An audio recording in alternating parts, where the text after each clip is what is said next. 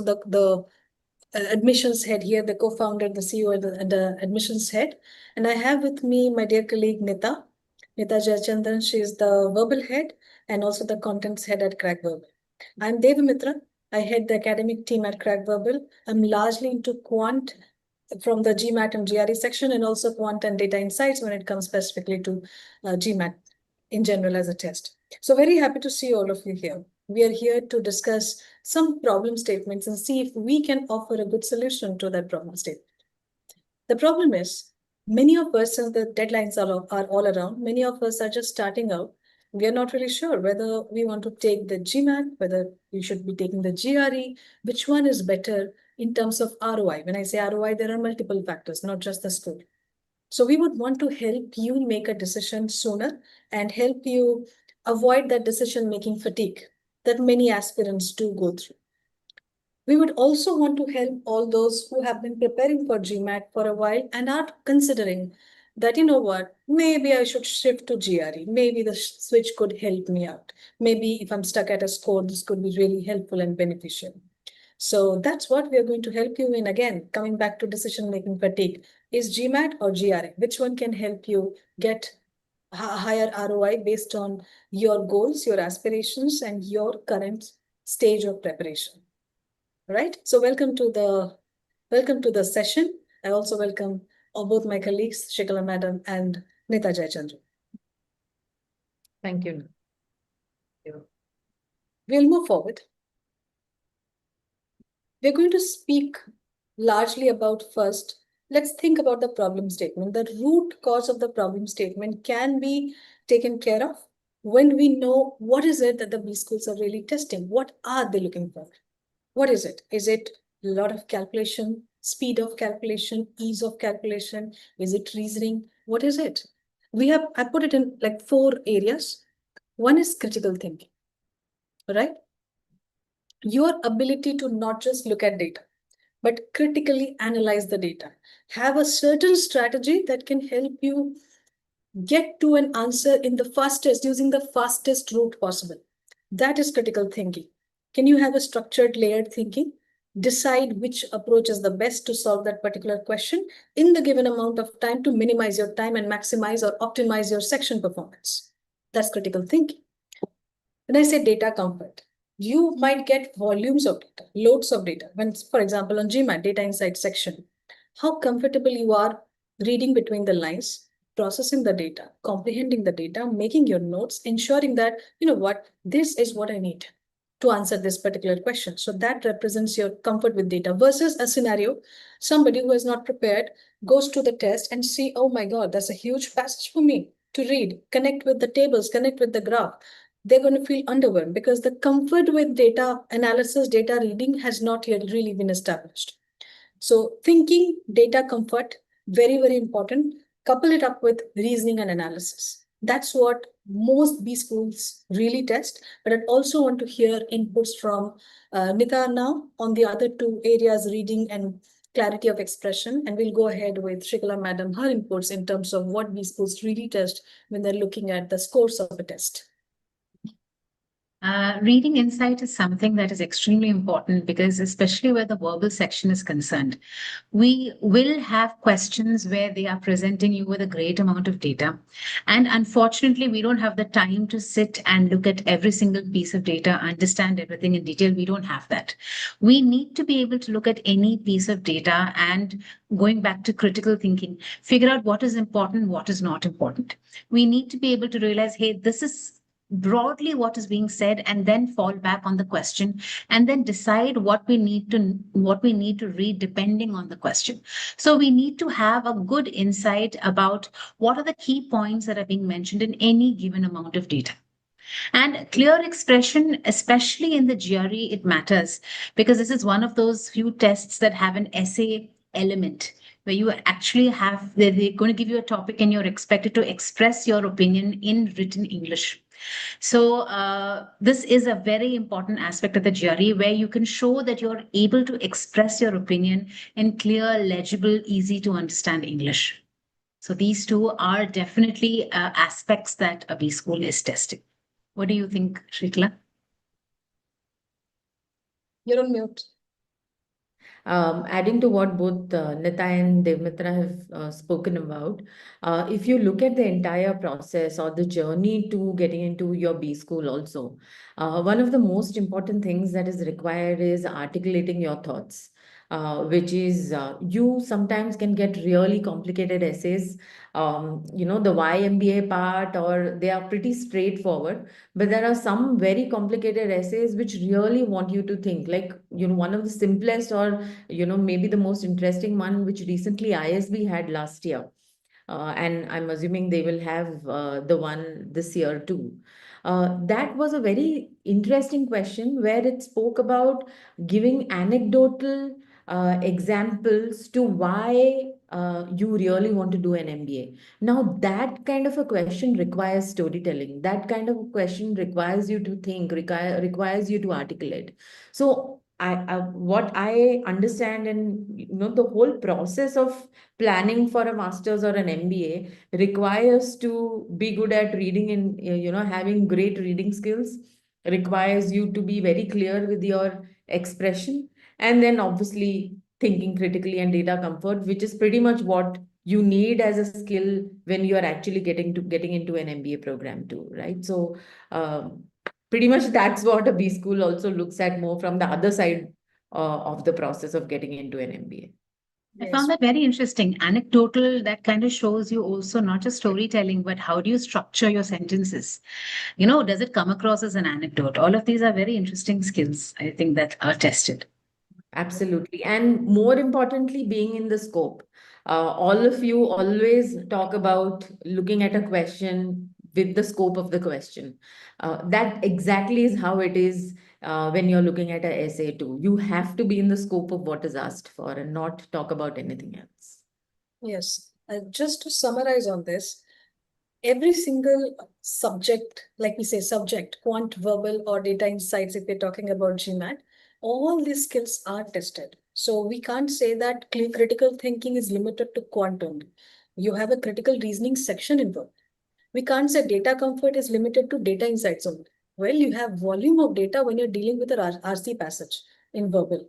We can't say reading insight is important only for verbal because, well, data insights has so much of reading. Quant problems in GRE has a lot of readings when it comes to word problems.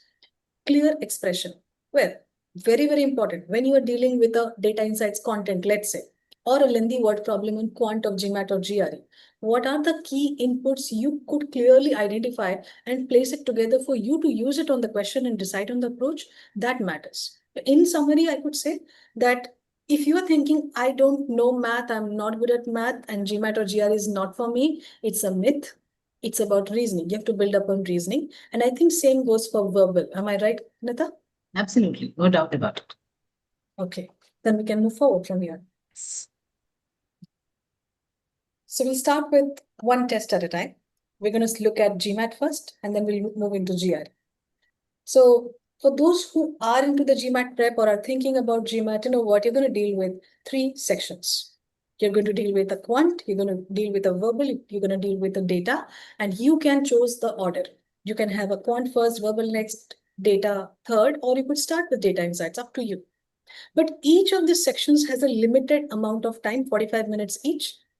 Questions varying from as low as 20 questions on DL to 23 questions on verbal and 21 questions on quant. When we look at quantitative reasoning, it's not just the knowledge of 100 different formulas, like I've been saying earlier. Basic understanding of fundamental concepts. Like say, if I say numbers, you should know what evens and odds are. You need not know 100 different formulas around prime numbers or how to figure out if a number is prime. That's not for GMAT or GR. So basics, but couple it with reasoning. That's what takes time. Data insights, that is the best. You should prepare it when you are comfortable with both quant and verbal, because it's data comprehension, there is quant involved, there is verbal understanding involved, there is approximation involved. And although you do get a calculator on data insight, just because you have it, you shouldn't use it. It's not like you have to use it all the time. It's best to avoid it. So again, it comes back to how much approximation, how well you can reason out with the numbers and approximate. In summary, quant, data insights, very, very, very reasoning based. I'll come to the adaptive questions in a bit when Nita takes up Nita can speak about the verbal part and we'll come to the adaptive section in a bit, adaptive questions in a bit. The one thing I'll tell you honestly about the GMAT is in the past year, they have simplified it even further. There was a slight grammar related component, let me say once upon a time, but not anymore. The verbal section is so focused on logic and reasoning. It doesn't have much to do with vocabulary or grammar or anything of that sort. You're just expected to have regular, the kind of knowledge acquisition that you need when you're having regular conversation or interaction in your business life. So you have very typical set of questions. You have reading comprehension questions or you have critical reasoning questions. Most people are familiar with reading comprehension. We even had it in school. But there is certain expectations from these question types. But again, all falling back on logic. And that's exactly what the GMAT is measuring. That's exactly what every business school wants from their applicants. Logical, critical thinking. And that's what the verbal reasoning is pretty much doing. Absolutely. The beauty of GMAT is basically the third point, adaptive questions. It adapts to your level of prep, wherever you have come. So you might have your test started with a very hard level question, but if you're not really doing well, it will fall down to the level which you are at. If you have started with a hard and you continue doing hard questions, the algorithm will get a cue and will give you questions accordingly. The score will be accordingly brighter and better. But every single question does matter, and the algorithm does pick up on a set of questions on an average level of difficulty. So there are some strategies which we help students with in terms of test taking strategy, but all that comes after you have cemented your understanding of basic knowledge, approach build up, so confident with the approaches that any question you can see and you can say, you know what, this is the approach. There are two ways to solve this question. I can eliminate this answer choice. I can take up a smart value versus a scenario when you say, can I set up an equation? Personally, I think equations are conventional approaches. You should know it, but upgrade to the thought processes. How can I use anything else apart from the equations? Look at the choices, eliminate, plug in, backsolve. Smarter, which makes your timing optimized. That's the idea. GMAT is a test which is question adaptive. So based on a set of questions, the test adapts to your level. That's how it is, that's how we have. Anything else on this, Nita or Shikla, madam? Do you want to add anything? No, that's pretty much. I think you've covered. Yeah, you've covered everything quite well. Yeah. We'll move on with GRE and I'll pass on the baton to Nita. Nita can take over here, verbal, AWA, and Yes. quantity. Now, where the GRE is concerned, things change a little. The GRE is once again not grammar specific, but very, very vocabulary heavy. So this is a question, this is a test which expects you to have a very good vocabulary. I will say, you need to, the bare minimum is to have at least 500-ish high frequency GRE words in your repertoire of, words that you know. Because most of the questions that you have in the verbal section, there are two sections for verbal. Most of the questions that you have are going to be verbal based, vocabulary based questions. So while you do have a reading comprehension module, sorry, not a module, reading comprehension kind of question, you have vocabulary questions and reading comprehension questions as well. So it's very, very vocabulary heavy. And not just, they're never going to ask you, here's a list of words, give me the meaning of these words. It's about usage of these words. And that is extremely tricky. This is, as I mentioned a while ago, one of those tests that have an essay element. So you also need to be somebody who knows how to articulate your thoughts, express your opinion in a very clear manner. You're expected to write anywhere between 450 to 600-ish words. And, like we're familiar where you have green lines and red lines in your Word doc, none of that happens. You need to be familiar with your grammar, your sentence correction. And the GRE is measuring these skills. While the AWA score is not directly related to your verbal skill, it's scored separately, it is still a very important component and a mandatory one. So this is an exam where your knowledge of English is slightly more important, especially where vocabulary and writing is concerned. But it's not as bad once you have a grasp on what your sentences mean, what nuances are, and how it is that words need to be used. Mithran? Well, when it comes to quantitative reasoning, as opposed to GMAT, I'll give a difference between both of them. GMAT is purely reasoning based. Hardly any formulas, hardly any, I have to remember this or memorize this. I need a flashcard for this. Many companies do provide flashcard, including MBA.com, but I personally, as a mentor, feel it has to be internalized. If you're going to the test, looking at the flashcards, you're probably not really prepared well and you're dependent on something on your memory, not internal memory. So GMAT is very, very intuitive, and that's what you build up with lots of logic and approaches build up. When on GRE, it's similar. There is reason needed, there is logic needed. However, a tad bit of knowledge, a little more knowledge heavy when it comes to math. For example, I personally feel like geometry. There are a few theorems, there are a few things you have to know and you have to be able to apply. That's not tested on the GMAT. There is a difference. So again, the basket of knowledge is not extremely dense, but relatively with respect to GMAT, it's slightly more, but not very difficult. Once you get the logic behind those formulas also, it will be internalized. That's the difference between quant reasoning and of GRE and GMAT. One thing I would like to say on quant is to reach to a 160, 64, 65, not that difficult when it comes to the GRE quant. Once you practice a bit, you complete the guide, etc. Not very difficult to reach a median score. What is really the challenge or where you really need to upgrade your skills is to go beyond that 166 mark, like go beyond the 80th, 89th percentile. That's when minimization of errors on each of the sections come into play. That's when your advanced reasoning skills, absolute thorough knowledge around fundamentals, all of that comes into play. That is the differentiator between somebody who scores a 166 plus, somebody who scores between a 160 to 165, and somebody who scores below that. That's the differentiator. So first build up fundamentals, move to approaches, and then go to higher order reasoning skills with a little more of knowledge basket. In terms of, yeah. I have a question here, and this is more from what most people are asking also. More from a timeline perspective between GMAT and GRE. This is a question that is asked by most people. What takes more effort, GMAT or GRE?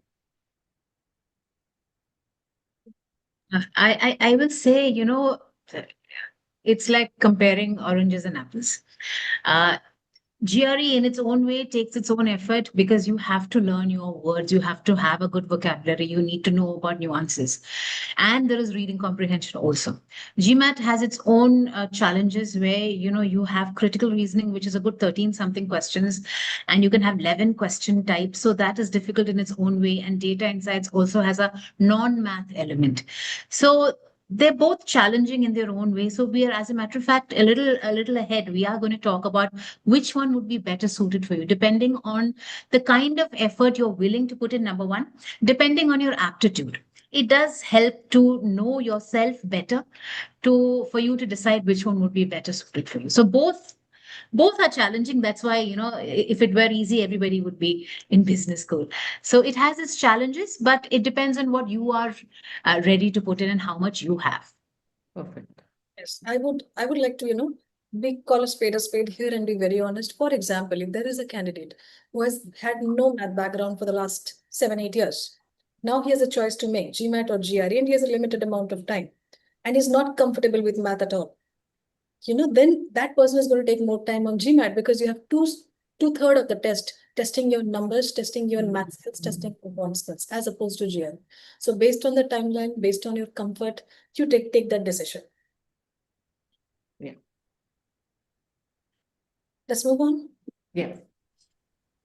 Oh, we didn't cover section adaptivity. Just wanted to put a quick input here that on GRE, you have two sections. For example, in quant, you have section 1, then you have a section 2. If you do well on section 1 is when you start getting more and more harder questions on section 2. And if you don't do well, you will not get harder questions and your score will be stuck. So ideally, you have to aim for, I would say, if you are in the mindset of really nailing GRE, 12 questions, you have to get all of them correct. That should be the mindset, because it's not that difficult when you're aiming for a score above 165, which I think anybody who's hearing is aiming for. So yeah, section 1 you have to do really well.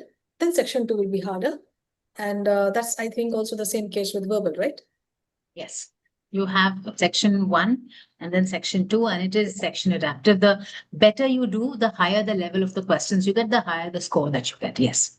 Yes. So the one difference between GMAT and GRE here, as you can see, one is question adaptive, the other is section adaptive. Moving on. We'll move on to looking at the sections and structure a little bit more in detail. We had given a briefing around it about GMAT and about GRE. In quant, I'm so sorry. In quant, we deal with areas like arithmetic, We deal with areas like algebra. We deal with areas like statistics. And we deal with areas like permutation, combination, probability, and sets. PNC, sets, probability. Now, topics like percentage or ratios or rates, there is an overlap between arithmetic and algebra when it comes to word problems. So such topics like percentage, ratios, rates, we should largely consider them as a part of arithmetic because you have integer constraints or constraints derived from numbers as a topic, which is a part of arithmetic. Arithmetic contains numbers, ratios, percentage, time and work, time and speed. Algebra contains equations, inequalities, absolute values, functions, a little more technical knowledge, statistics as usual, like mean, median, mode, and standard deviation, range. PNC sets and probability are separately treated. And mostly this is an area where people need a little more practice because they're very technically solid. This is how GMAT tests you on quantitative section. When it comes to data insights, you have 5 formats. You have data sufficiency, you have graphical interpretation, where you are expected to be able to extract data from visual elements, charts and graphs and so on. Tables, you should be able to understand tables and analyze tables. Two-part analysis. There will be a question, there will be 2 parts to the question, there will be a prompt and 2 parts to the question. You are expected to analyze the prompt and be able to interlink the inputs given. So analysis and linking of inputs is what is tested on 2-part analysis. And finally, the mother of all reasoning formats, multi-source reasoning. Multi-source reasoning is when you have multiple sources of data. You have passages, you have graph, you have tables, and you have to be able to not only read, jot, understand, comprehend, but also be able to interconnect them and be able to answer the questions that follow in that. So there are 5 formats when we are covering data insights. Each section, 45 minutes, like I have said. Quant has 21 questions, DI has 20 questions, and we'll talk about verbal now, a little bit about the components of verbal structure. So verbal has 23 questions, which is the maximum number of questions that you have in any section. There are 2 question types that you mainly see, which is reading comprehension and critical reasoning kind of questions. The reason I've added grammar here is we don't have grammar questions as such, but an understanding of structure of sentence, an understanding of what is an adjective, what is an adverb, what is a qualifier. All of these help you in better understanding of your passage and your argument, critical reasoning argument. So what they are largely testing is, can you use the language to represent logic? Or can you use or understand the language that is presented to you to logically find a solution to a problem that is presented to you? So, there's not much to say about verbal. You have reading comprehension and you have some 5 question types that can come under reading comprehension, and you have critical reasoning. There are 11 question types that you can see in critical reasoning, and a proper understanding of how a sentence is constructed. How do I know what is essential, what is not essential, what is a qualifier, what is a degree of what is being represented? Understanding that will help you better with the logical usage, or using logic to understand what is the solution. That's just about it. There's nothing more complicated than that. That's just it. But And you 23 questions worth of that. Yes. Thank you so much, Radha. And you will see this repetition of the word analyze, logic, reason, puzzle through and through on GMAT or GRE, because that's what the test is about. It's less of math and English and more of these skills. Moving on And, to, yeah. and what largely matters is an understanding that these are not just skills that you need to get a good score on the GMAT. These are skills you need for your business school studies. These are skills you need for after business school studies. So, if you learn to understand what is the best way to tackle a large piece of data, this is information. We've had students come and tell us that, hey, because of what you taught us, we know how to deal with data better at work. So these are life skills that everybody needs to know. And that's exactly why business schools are testing, hey, are you good at this? Because this is what you need to use in your future as well. Correct. And a sum total of 2 hours, 15 minutes is what you obtain with adaptive questions. When it comes to GR, what are we testing? Maybe Nita can go ahead with AWA and verbal. I'll complete with quant. We had 2 essays, but very recently there's been a change in the GRE. Now there's only one essay that is there. And this is actually an essay that is more relevant because this is an essay where you are talking about your opinion about something, where you are showing that you are somebody who's capable of looking at both sides of the coin and accepting of the opinion you don't agree with and presenting your own opinion. So this is a section that the maximum you can get is 6. If you're somebody who can manage to get a 6, it automatically tells the college that you're applying to that you are somebody who knows how to use the language to articulate your thoughts. So this is one very important section. As a matter of fact, the exam begins with this section. You have 30 minutes to type out this essay. It's just a little box where you have to type out whatever it is that you want to say. Then you have the verbal reasoning. Again, there are 2 sections. It starts with the exam starts with AWA. Then you have the first section of verbal. Then you have the first section of quant, the second section of verbal, the second section of quant. Verbal reasoning, like I said, you have a lot of reading comprehension questions, which also has a lot of vocabulary based questions where you are tested. Can you understand how a word is being used in context? And you have 2 kinds of vocabulary questions. One is text completion questions, and the other is sentence equivalence. There are various formats that are used. That's what you have in the verbal reasoning. So it's a breakup of reading comprehension questions and vocabulary questions. Both have equal weightage. Yes. When it comes to quant reasoning, like you see the word mathematical problem solving, I would say emphasize on the word problem solving. There is a bit of math involved, like I said earlier. There is a bit of math involved, but a lot of approaches and applications. So yes, you will come across, just like GMAT, there is arithmetic, same topics, arithmetic, algebra. Then you have statistics. You have some specific questions called data interpretation. So you have some data-based questions, but not very different. You could assume they're also a part of stats. And you have permutation, combination, probability, set-based questions. All of it is as similar to GMAT. One extra section, geometry. In geometry, you're tested on triangles, lines, parallelograms, rhombus, all circles. This is what you are tested on. And coordinate geometry as well. Some questions on coordinate geometry, which is also, I would say, let's keep it separate. So if you have to add in some extra effort, it is this. In terms of effort of content, it's this. This is the difference between GMAT quant and GRE quant. One more difference is there is no data insights as such on GRE quant. On quant reasoning, unlike GMAT, GMAT has just 5 answer choices. There is a question, there are 5 answer choices on GMAT quant. On GRE, you have different formats. One of them is 5 answer choices. The other is no answer choice, just a numeric entry. You have to answer. Third is, you have a question, you have 6 answer choices, and you have to see which of them are correct. So more than one correct answer. Another format is when you have an information tab given to you, and you have to compare quantities. A is greater than B, less than B, equal to B. You have comparison-based questions. So largely you have 5 answer choice questions, numeric entry question, you have comparison questions, you have more than one answer correct question, and data interpretation, I wouldn't say it's a different type, but yes, you have to have knowledge of different bar graph, chart graph, a little bit of it so that you can answer such questions, coupled with the knowledge of statistics. That's about quant reasoning. I hope all of you are able to understand that we have been discussing so far. I would like to add a point now that you mentioned formats. The same thing applies for verbal.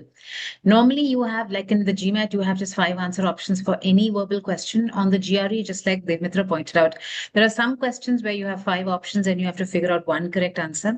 There are some options where you're given 3 options, some questions where you have 3 options and you have to select all that apply, which means the answer could be 1, 2, or all. And unless you select all the correct answers, no credit. Same goes in the vocabulary.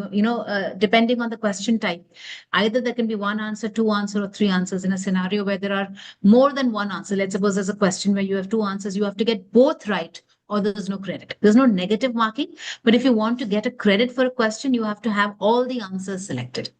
I'm glad you brought that up, Devmitra, because I could point out this one thing as well. Yes. And the timings are such of each of the sections, like 21 minutes for the first section, 26 in case of one. You have 12 questions, 15 questions, 21 minutes, 26. You would not know the time flies away. So don't focus too much on timing when you start practicing. Focus on skill build-up. Time will take care of itself. All right. With that, let's get into understanding of adaptive testing. Although I have spoken about it earlier when I started with GMAT and GRE, we know briefly that GMAT is question adaptive, GRE is section adaptive. Just 2 cents on this or 2 bits of information on this. The initial set of questions do matter. You can't go wrong on the first question and the second and the third and expect that the test will take care of itself. So if I'm talking about GMAT, you have to be very, very astute, observant, very strategic. First part of the test, first 10 questions, maybe you have to maximize your correct attempts. 7, 8, 9 questions, you have to get them right there. It adapts in terms of your overall level of difficulty. It's not like I got one question incorrect, so the next question has to be easy. That doesn't work that way on the GMAT. It's not necessary that the very first question that you obtain will be easy. It can be a very hard 705 question also, right? So when you are on the test, you shouldn't worry too much about the level of difficulty of a question. And I don't think honestly anybody can think about it at that point of time. Nobody has the bandwidth. But when you are preparing, you should transition from one level to the other. Start working on the easy questions. I don't think I have seen many students who think they're really amazing and they start with the hard questions first, which is not appropriate. Start with the easy questions. Ensure that you're 100% correct there. No point going incorrect on easy questions. You know multiple approaches on easy question. Then move to the medium level of questions where you will experience friction. Friction as in your thought process is expanding. You'll come across multiple constraints. Here you have to build up around 90-95% accuracy, irrespective of whatever test you are taking up, whether it is GMAT or GR. You have to build up on this level of accuracy. Thirdly, when you move too hard, you're bound to face trouble. Initially, the accuracy might drop off and you might question yourself, why am I really not good at the test? But please understand, it's normal. When you are moving from one level to the other, your way of thinking is expanding, so that initial friction represents that. Drop in accuracy is actually good. You're learning there. But you have to maintain a 80-85% accuracy initially and maybe push it to 90 plus when you're aiming for higher. This is how you move forward, whether it is GMAT or it is GRE. On GRE, it's section adaptive. Like I said, section 1, try getting all of them right, to be honest. If you have that mindset, then at least you will get 1 or 2 mistakes. Even that can kind of really be a trouble if it is on extremely easy questions. But try having all of them right. Then section 2, you may be a leverage of 1 or 2 questions to be wrong if you're aiming for a very high score. That's how I would talk about adaptiveness. Anything else? Am I missing something, Nita or Shrikala madam? I want to contrast something that you said. You said you don't know of too many students starting at a hard question. You're right. That's how it should be. But there are several students who say, hey, look, I'm aiming for a 705 on the GMAT, so I'm going to solve 705 level questions. This is something we see a lot, Devmitra, I'm sure you've also seen it, where I want a very high score, so I will only practice higher questions. What students don't realize is to get to a 705, I have to cross a 505, a 605, and then get to a 705. There's a great deal of learning of patterns. The GMAT is a very, very pattern-based exam. Patterns in the questions, patterns in the traps, patterns even in your own performance. So what I will say at this stage is anybody who thinks I want a 705, you need to start at the very beginning, because it's only if you can cross the traps of a 505 and a 605 and a 655, etc., that you can reach there. So I completely agree with what Devmitra says. Start with easy, because in these easier level questions, they test more basic concepts that you need to be very, very clear about. Otherwise, you'll end up faltering at the next level. Correct. I wanted to add that. Thank you so much for bringing that up. I hope people really understand where we are coming from and take, cue from this, cognizance from this. Right. Please start I, your point. I have a thought here again because of the whole adaptive difference in the adaptiveness of these two tests, right? Though if you look at it more from a content perspective, there are overlaps. Obviously, there are differences, but there are overlaps too. But more from a strategic perspective of test taking, uh, purely because of its adaptive behavior, there will be difference in the way they strategize, or even while they are preparing for their mocks or taking their mocks, there has to be some level of how they look at the whole test differently or strategize their test taking slightly differently, completely based on it being question wise adaptive versus section wise adaptive, right? So is there anything around that? Any thoughts on that from you guys? Of course, they are very different when it comes to test taking strategy. GMAT test taking strategy is not same as GRE test taking strategy. When we are dealing with GMAT test taking strategy, we constantly keep reminding the students switching gears, not between just quant and verbal, unlike GRE, quant, verbal, DI, any section. Whereas in GRE, you have a possibility of just quant, verbal, or first section quant, and then so. One is that switching gears. Second is knowing that it is question adaptive, because of which throughout the test you have to keep on optimizing your performance. Like on GRE, we would say full first section you have to do well. On GMAT, we have a leverage. Like first 10 questions you must do very, very well. Second 10 questions, as the level increases, maybe one or two questions you have a little bit of, you have a leverage. You can go wrong. But I would not say the same for GRE section 1. That way, there are huge differences when we talk about data insights versus quant, huge differences in terms of test taking. Quant versus verbal, again, differences when it comes to GRE test taking, but that could be a whole lot of different conversation when it comes to test taking strategy differences. But they are different for sure. But what I will say is, I agree with what Dimitra is saying. But in the end, when you let's talk about the practical perspective of this whole thing. Be it a GMAT or a GRE, you're here sitting in front of your computer, you're in a test center, and you're freaking out all over the place. And one might be section adaptive, one might be question adaptive, all of that, yes. But in the end, the only thing we can try and do at that precise moment is try and get everything correct. Because if in the GMAT, only if I get a good number of questions correct in the beginning, can I bring my level high enough for me to maintain it. In the GRE, only if I get enough questions right, will my next section bring about higher level questions.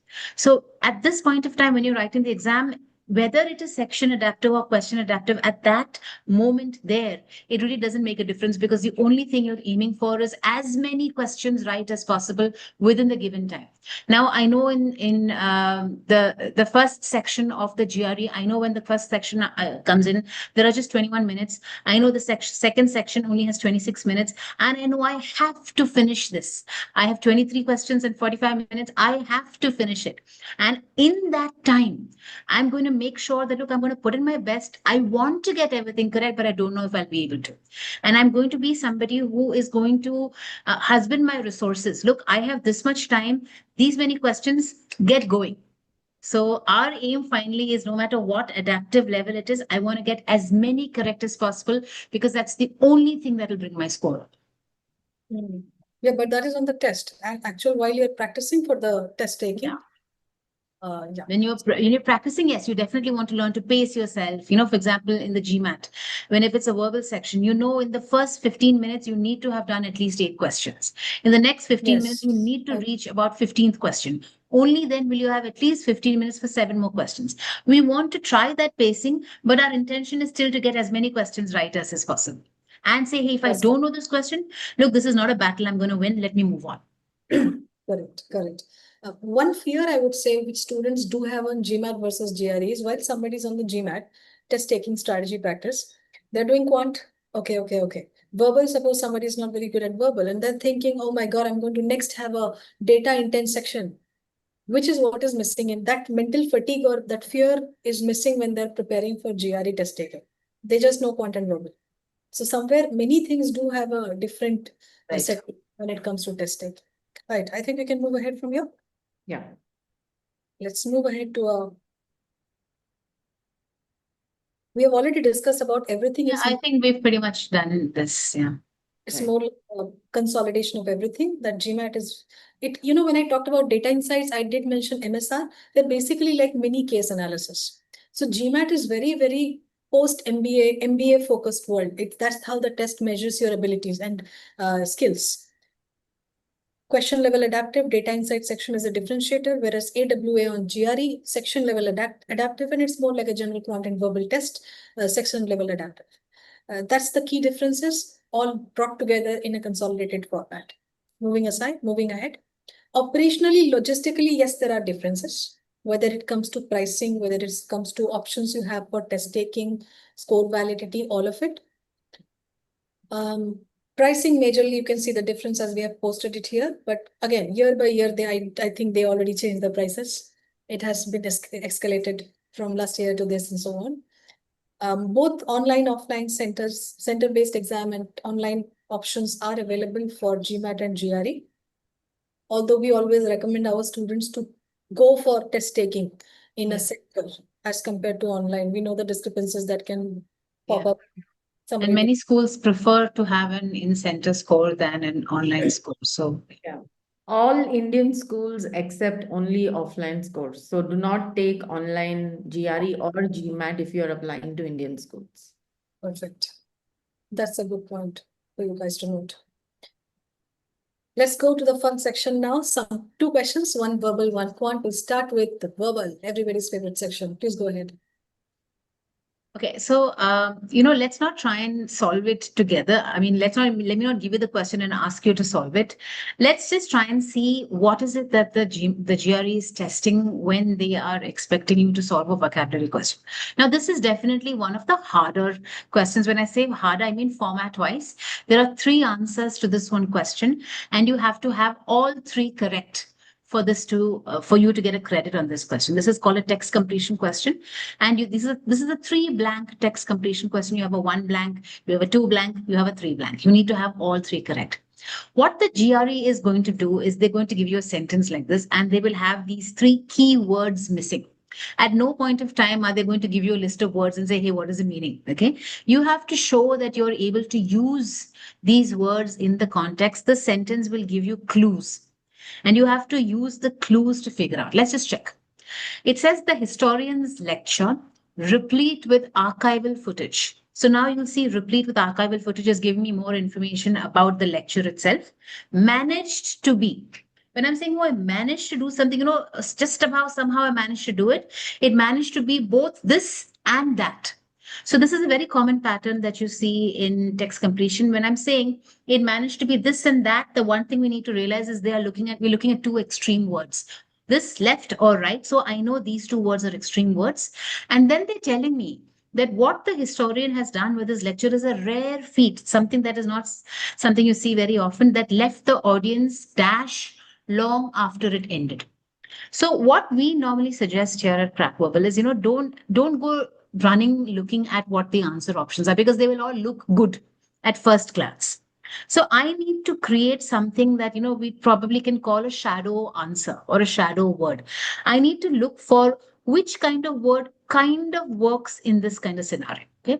So it is telling me that this particular lecture managed to be fabulous or managed to be good and bad or whatever in that way. So I know that I'm looking for two words, one word in blank one and one word in blank two that is in some way maybe opposites. Let me check. I know the word cursory means just see. Now, this is another important thing. Probably when you look at a sentence like this, you will probably figure out, okay, I'm kind of looking for a word that means approximately something like this. But if I don't know the meaning of the words, then I'm just guessing. So, something that is absolutely required in the vocabulary questions of the GREs, you have to know at least the bare minimum is 500 words. But, if it's a bad day, none of those 500 words appear, you're in trouble. So, very briefly put, I know cursory is something that I'm just doing for the sake of doing it. So, I can't say that it is cursory. I know it's something a little more than that. Probably cursory doesn't work. I know I'm looking. I'm looking for a word that means, because it is a lecture and there's footage happening, there's a lot of information, something that's probably saying there's a lot of information. And at the same time, it got my attention because it was a rare thing that happens. Let me check. Erudite, a very, very high frequency GRE word, something you see this word erudite in almost every exam. I'm not kidding you. It's a very, very common word. Erudite, if somebody is erudite, he's somebody who has a lot of knowledge. The opposite is recondite. You need to, this is how you learn. You look at a word, you try and understand what the synonym is, what the antonym is. That's how you understand words better. Erudite looks good because it's telling me it was a lecture that had a lot of information. Dogmatic. Now, when you're dogmatic, you're very opinionated. No, this is the only thing that is correct.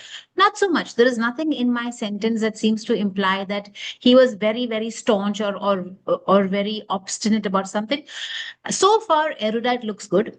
The second word needs to be a word that is in some way complementing erudite, is in some way telling me that this lecture was fabulous in some way, a rare feat. Let me look. Engrossing, something that's got my attention. It's completely, I'm completely lost in that. It was so good, looks good. I know it's a positive word I'm looking for, probably. Tedious. Okay, so It could be tedious because it's a historian after all. I mean, how much fun can this be? But the sentence after is telling me that it was a rare feat and it left the audience something. So I know it's probably something positive. Let me check. Tedious, maybe not so much. Disjointed means not together, it's all separate in some way. So far, I know that if it's a rare feat, it's probably something that was a lot of information at the same time. You would not expect a history lecture to be engrossing. So far, these two look good. I know that I'm looking for a word that's telling me because these two were positive words, the audience must have felt, oh, wow, that's awesome. That particular feeling might be something that you are looking for. So now let's see what these words are. Contemplative is when you're contemplating something, you're thinking about something. I don't know if this works. Let me hold on. Apathetic means, whenever you have an a attached to the beginning, like if I say amoral, or, it means I don't have any emotions about it. So clearly not that. If it's a rare feat and there's so much happening, there was some emotions happening is what the clue is giving me. Complacent is when you somebody is complacent, you're not doing what you need to do. You're just being lazy and stuff like that. No connection whatsoever. Let's try to bring it together. You need to make sure that the words flow. So here the sentence is telling me that there was a historian. He brought in this footage and then he filled it with interesting stuff. And there was a lot of information and it was engrossing. And when the audience left, they were still thinking about, oh, wow, interesting. They were still considering all the information that they got. Your answer would be erudite, engrossing, contemplative, because the others don't work. So you have to look out for clues. It's a historian, it's a lecture, he's got props, and it is something that rarely happens, which means normally history lectures are boring. But this one was interesting. And normally when you finish a history lecture, you just want to go home. But here the audience were still thinking about it because it was so engrossing. We need to connect the dots. Otherwise, you'll end up just randomly guessing. And please notice that there's no way we could have done this if you didn't know the meaning of these words. So no matter what the vocabulary question is, number one, you need to know your words. Number two, you need to be able to understand what are the clues being given to you. Only and only then will you be able to figure out the answer. Even one wrong, this whole thing is wrong.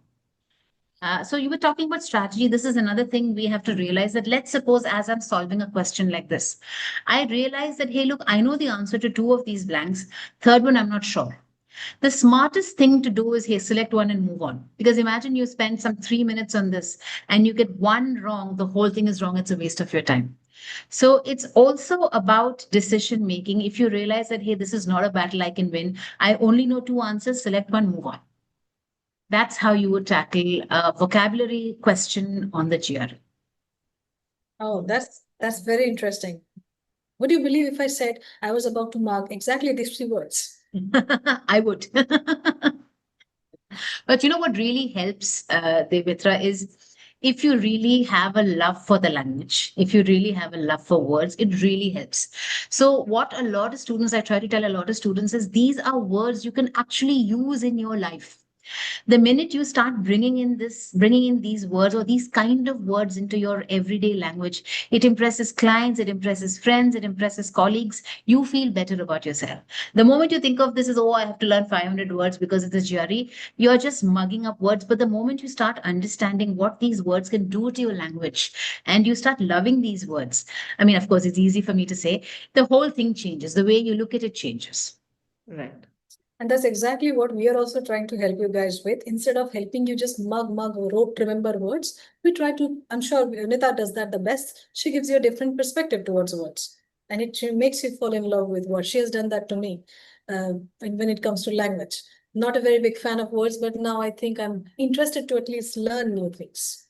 And it's this thought process that, that we've kept in mind at Crackbubble. Even the kind of word list we create, we have created with the intention of giving you various perspectives in which you can learn words. If you don't learn it in this way, you'll probably learn it in another way. So when you have a better understanding of the word and where does this word come from? What is it doing for me? The whole process becomes easy. And that's what we focus. Yes. So anyone who's also looking at or toying with an idea of GRE, we have also created like a vocabulary AI tutor which is working out pretty helpful for people who are kind of using it currently, where you don't need to wait for a flashcard or a list of words to come to you. You just need to keep using. So what we've done is we've fed all the GRE high frequency words over there, and you can use that even when you're traveling to work, or sitting and doing pretty much nothing. Right, so that could be something that it can be of great use if you're using the GRE vocab tutor. Right. All right. Can we move ahead? Yeah. We'll move ahead to one more fun exercise. I'm just going to make you learn how to think. I'm not here to teach you how to do the math. I'll make you see things differently. Look at how I change your perspective. There are two people, Kara and Dan, maybe you and your friend. They received their grades on 3 tests. We're going to go one line at a time and visualize things, okay? On the first test, Kara's grade was 10 points higher than Dan's grade. I'm processing it. Kara is moving ahead 10 points more than Dan. On the second test, Kara is 4 points more than Dan. All right, this girl is really working hard. 4 points more, 10 points ahead, 4 points more. But Dan's average grade, the keyword being average, I always try to look at keywords in a word problem and take that information out. You'll get even more clarity on the approach. So Dan's average grade was higher than Kara's average grade on the 3 tests by 3 points. Look at this. How is that even possible? Kara was ahead of Dan, right? But Dan scored so high on the third test that Dan's average grade was higher than Kara's average score by 3 points. Then they're asking you, Dan's grade on the third test was how many points higher than Kara's score? Looks very complex, but we'll break it down. One thought process which most students would utilize is, let me try this. Kara and Dan. Dan is X first test, Kara is 10 plus X. Dan is Y next test, Kara is 4 plus Y. Look at what you're doing. You're increasing the number of variables and you're moving into the zone of complex equations, which is not something we will do. Aisa nahi karna hai. Don't do that. So what we're going to do is, we'll visualize. Say you and your friend, you are here. Then your friend overtakes you. She's 10 points more than you. And you stand here. First test, done. Second test, your friend goes ahead, scores 4 more points, and you are still there waiting. When would you score high? But well, third time it's your chance. You score so high that you go beyond Kara's score, you overtake your friend, and then you create an average of 3-point difference across 3 tests. That's the word.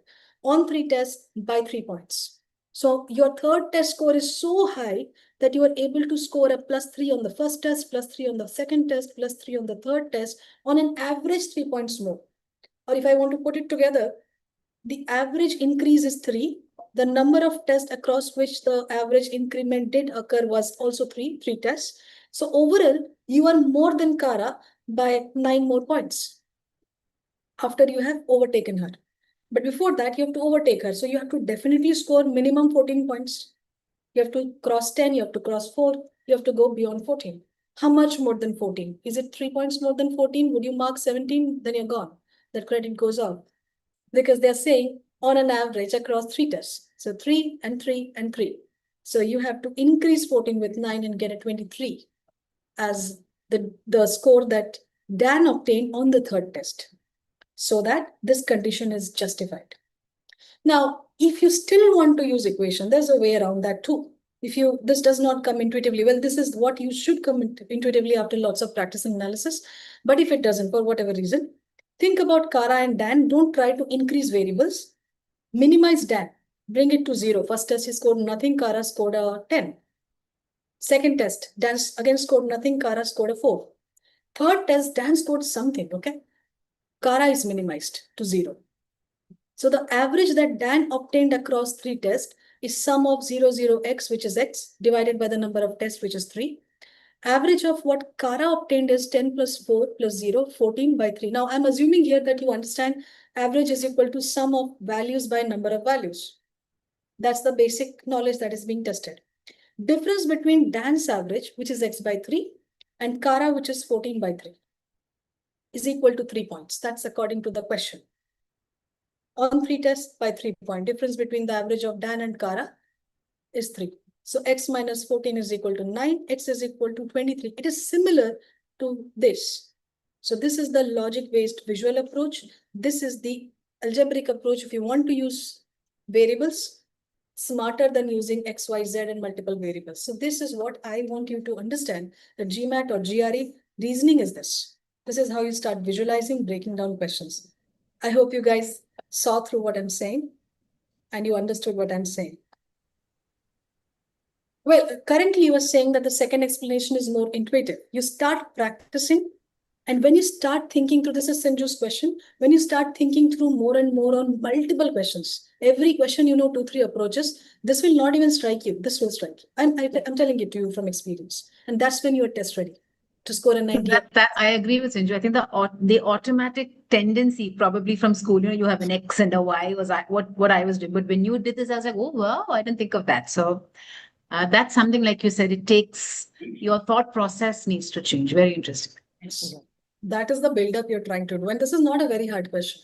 When you start building upon this thought process, then when you go to the harder questions, you'll open them like with ease. It will not really be that challenging anymore.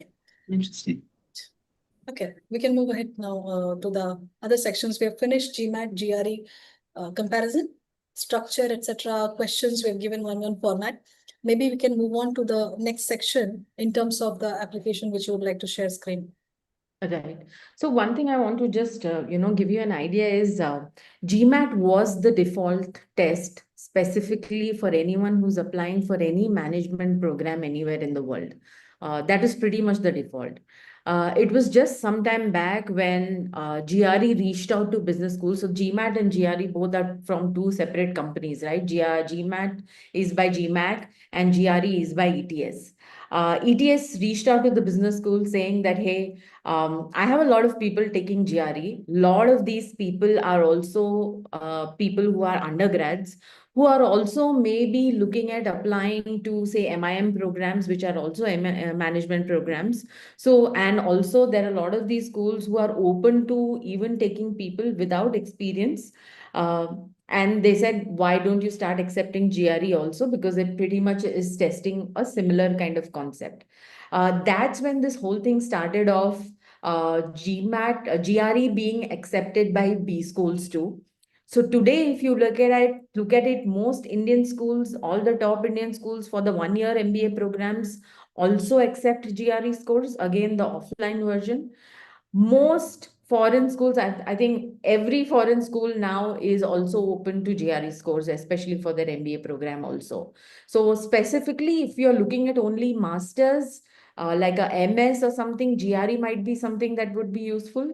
But anything management GMAT might be something that is more tested. I mean, most people apply with a GMAT score. However, like I said, and the whole focus of the session that we are doing today is to just give you an idea that pick what you are more comfortable with.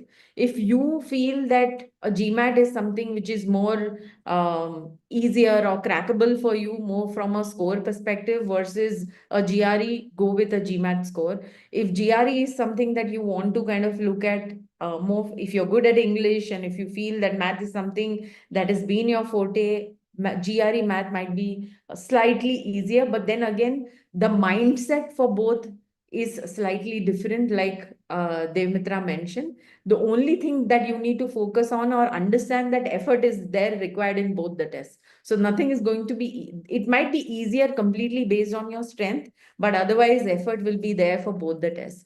With that, what I want to show you now is some data around both GMAT and GRE, because I think once you have an understanding of the data, it will be easier for you to even understand that, okay, what is doable, what is achievable for you more from a test perspective also. So what I've done is I've kind of created like some research around both GMAT and GRE. So let me show you the first slide. These are pretty much the averages for the top 10 schools across the world. So if you look at this, Howard, Wharton, Stanford, so this is the average GRE and the average GMAT for these schools. So if you look at this, Howard's average is around 740. Again, this is for till the last year, which is why all the scores are from compared to the classic edition. Not many people applied with the GMAT Focus Edition scores last year. So again, this is more like an average that you see.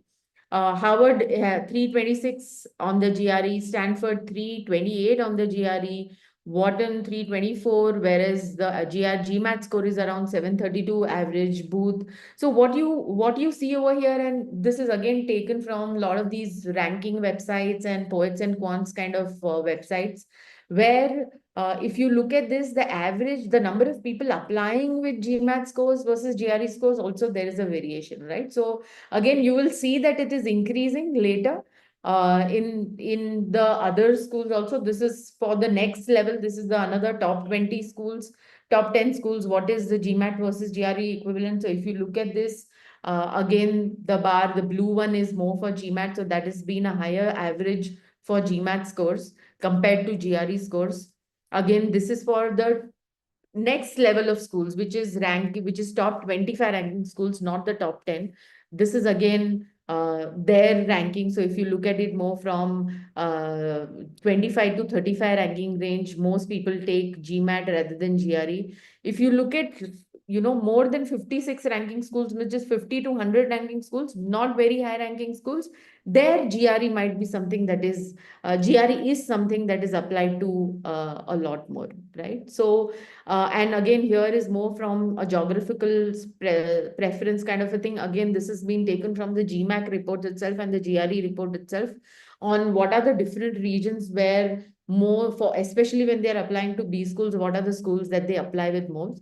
This data can also give you an idea on one, the competitiveness with respect to both GMAT and GRE, and also across different kind of programs, what could be the scores you would want to look at, right? Like for example, here, if you say MBA, most people apply for MBA programs with GMAT scores. Whereas for an MIM, most people, if you look at the number is higher for GRE. For masters, the number is higher for GRE. For MSBA, which is Masters in Business Analytics, which is again another STEM program that a lot of people look at, GRE is applied, is used more. And if you look at MSSEM, which is like most like an alternative between MBA and people who are in a supply chain management kind of a background, they apply with it's more like a common thing. It's more like an average. So if you say GMAT and GRE is pretty much slightly equal over here, right? So this is pretty much more like a regional variation across different continents of how people are looking at GMAT or GRE. Indian applicant trends, this is also an interesting thing. Again, over here, this is more with respect to Indian applicants. There are also options for waivers. I'm not going to talk about that because this session is specifically focused on GMAT and GRE. So if you look at this here for MBA, like I said, any management program, it's always GMAT is higher, whereas for MS and MBA, and other programs, GRE is higher, right? So that could be something that you would want to look at. This is more like a trend analysis. Yes, there are European schools which are okay or which are opting for GRE a lot more compared to GMAT now. So that's slightly increasing, but this is pretty much what is the data till now, right? So and this is pretty much the score range across top 10 schools, top 11 to 25 schools, top 26 to 50 ranking schools, and 50 plus ranking schools. Again, this is also a data to give you an idea. So why I have put GRE quant separately over here is a lot of these top 10 schools specifically value the quant scores a lot higher because they want people to come with very strong analytical skills and quantitative skills, because they believe that generally an MBA as a program is very quantitative heavy or analytical heavy. So they truly believe that this is one skill that everybody needs to have. So there are some programs that clearly mention that we would like to have a GRE quant score which is above 165, especially if you're looking at GRE in specific, right? So that's something that you would want to know more from a data perspective of how you would want to look at GMAT or GRE, to pick which one test to pick, right? So that's pretty much what we had today. I hope you got an idea of what should be your strategy when you're looking at GMAT or GRE. Any closing thoughts, Nita or Demita, or any questions, please feel free to just put on the chat window. We'll be happy to answer those questions too. Yeah, just wanted to tell all of you that if we have developed a verbal verbal database of questions, of videos, of flashcards, of practice, and I'm hoping that if anybody wants help in verbal, we have it already. You can just reach out and let us know. But if you have any questions, we are here to help you out with it. Perfect. I don't think so. Thank you so much, Sinju. Thanks. Yeah. Thank you so much, Sinju, and I hope all of you found this useful. Please feel free to reach out to us if you need any more help. But yeah, the biggest question that people had on GMAT versus GRE, this was a session where we wanted to debunk it. Yes. Thank you very much. Thank you so much, everyone. Have a Okay, good evening. everybody. Thank Bye-bye. you. Yeah, thank you. Thank you, Somnath. Thank you. Bye-bye.